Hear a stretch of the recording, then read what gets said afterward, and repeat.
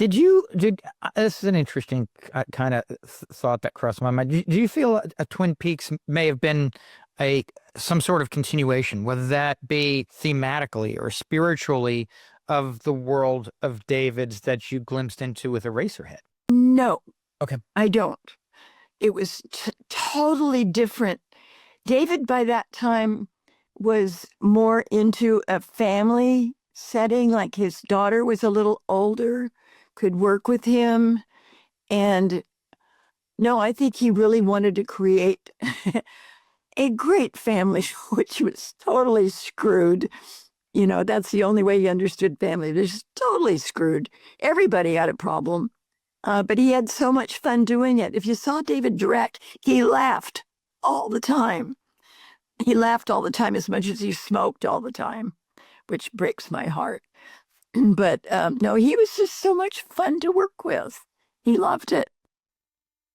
How did you conceive Betty Briggs as a character? Was there anything from your internal life that you brought to her beyond what David was telling you to do, or were you following his lead more blindly?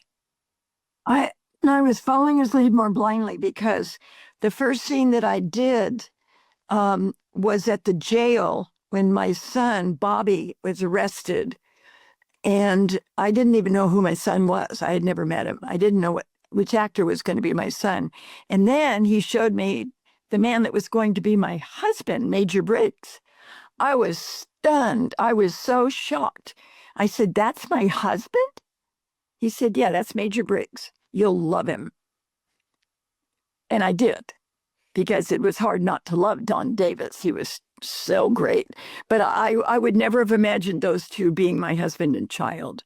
You know, they were both so screwed up.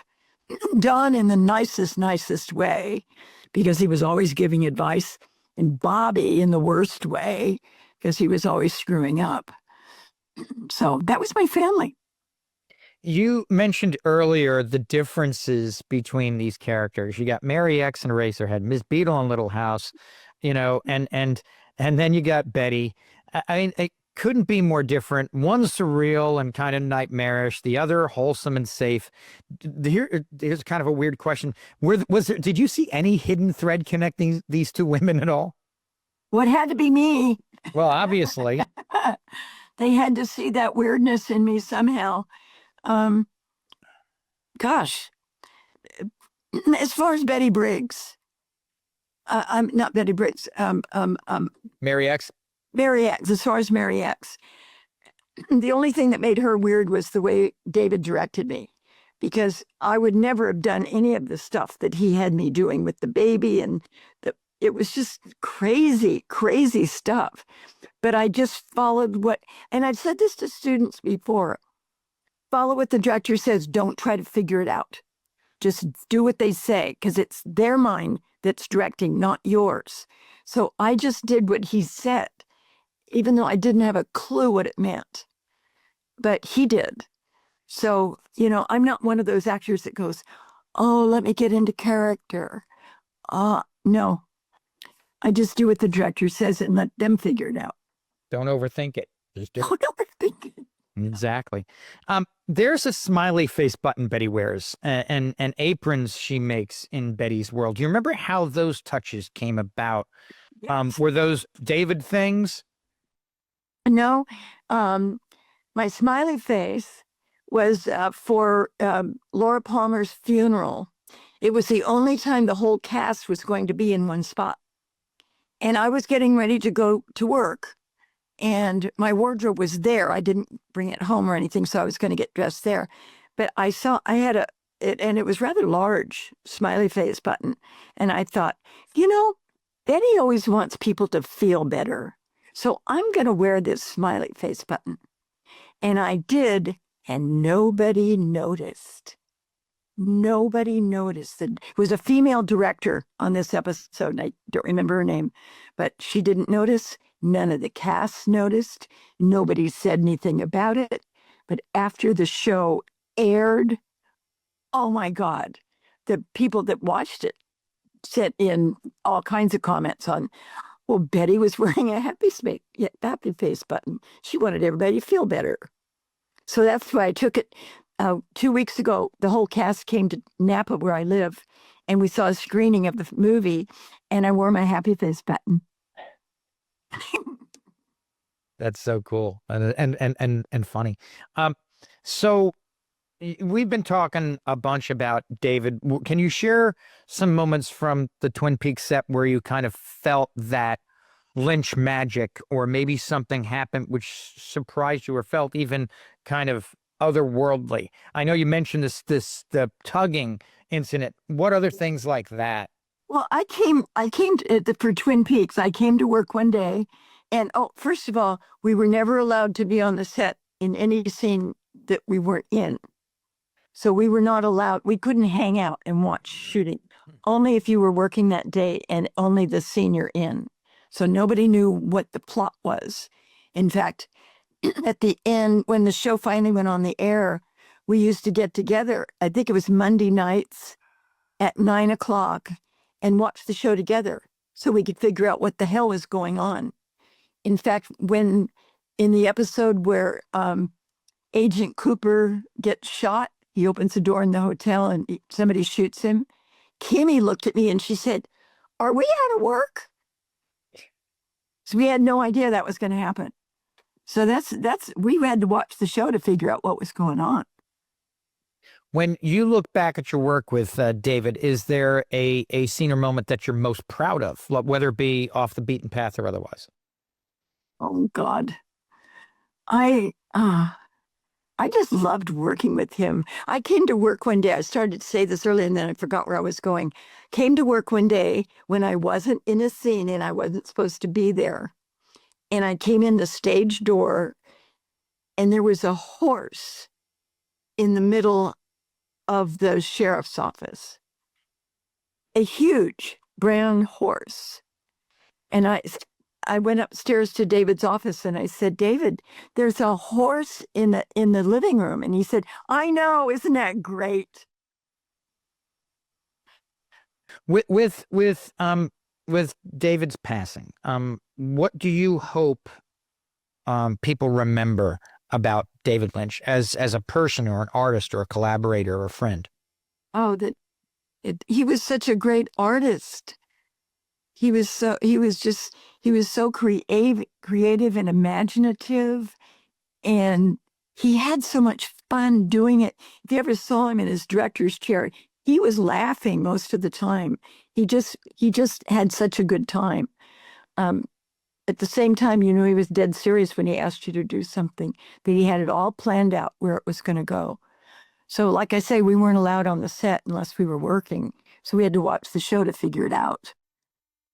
So David Lynch once said you were his kind of girl, a talented, courageous actress, a loyal friend. Yes. What do you think he saw in you that made him say that? I guess because I was always willing to do whatever he directed. We had fun together. I don't know what he meant. I'll tell you the truth. My husband and I went to visit him in Hollywood, up in the Hollywood Hills where he lived, and he had, back when I was doing Eraserhead. Excuse me, I got the hiccups. He did a body cast of me, and I mean a body cast where I had to lay on a table naked, and he painted me with moulage and covered me with plaster of Paris. And it was for a special effect he needed for Eraserhead. Well, the fact that it never got used, I mean, it didn't work out. It broke. He had to, this story was he had to punch through the stomach and find a pit of fetuses. Well, it didn't work, so he didn't use it. So he gave it to me. He gave me the body cast, and I had it hanging on my wall for 35 years, 40 years. And so last year, my husband and I drove to Hollywood and we gave it back to him. I said, "David," he said, "Oh, no, it's yours. It's yours." I said, "No, David, I can't have it anymore, because if something happens to me, it's going to hang up. It's going to be in a garage somewhere." And he said, "Oh, okay." So he took it. 2 weeks later, I got a check in the mail for $26,000. I said, "David, He said, I talked to my attorney and I talked to my agent, and they said that's what it's worth. So I ended up giving it back to him later after he died. I gave it back so his estate could have it. And I think they have it in his museum now. You've seen so many male leads across eras of Hollywood. How did working with Kyle MacLachlan differ from some of the other Hollywood leading men of your earlier years? Kyle was just so honest in his portrayal of Agent Cooper. He was so aggressive and so out for it.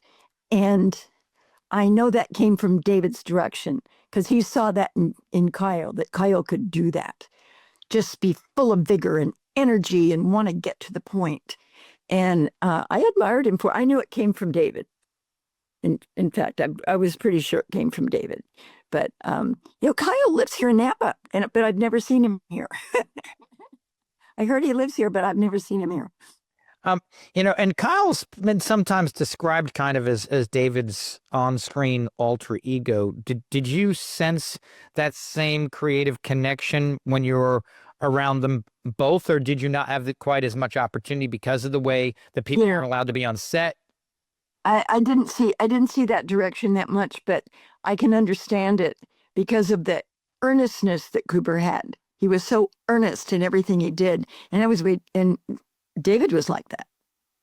He was very much like that. Tell the truth all the time. When you returned to Twin Peaks in the 2017 revival, did you and Kyle get to share any kind of moments of reflection about coming back after all those years, or I don't just got to work? I don't think I saw him because we weren't allowed on the set unless we were working, and my scene was only in the diner with Major Briggs. That was my only scene, and so I really didn't get to see anybody. But I'd love to see him. I keep hoping I'll run into him here in Napa.